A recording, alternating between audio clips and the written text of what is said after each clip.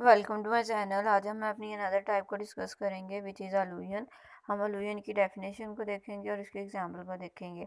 अलूजन is when a text references another external text.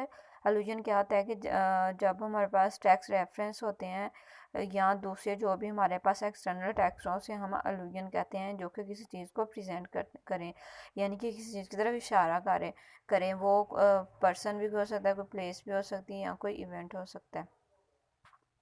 It can be इधर एक्सप्लिक्ट और इम्प्लिक्ट। एक्सप्लिक्ट मतलब क्या होता है कि कोई वाज़िया बिल्कुल हो सकती है कोई भी रेफरेंस, यहाँ कोई इम्प्लिक्ट होता है यानी कि इशारतन कोई रेफरेंस यूज़ किया रहता है, उसे हम अलूजन कहते हैं। For example, we have entered a garden of Eden. तो इसमें क्या अलूजन क्या है कि वो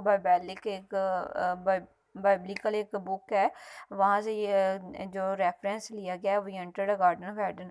तो ये किस चीज़ का रेफरेंस है? एक प्लेस का रेफरेंस दे रहा है। ऐसे जो भी हमारे पास सेंटेंसेस होते हैं जो कि भी किसी भी टेक्स्ट एक्सटर्नल या एक्सप्लिसिट या इम्प्लिक जो भी किसी भी तरह का रेफरेंस दें, उसे हम अलूजन कहते हैं।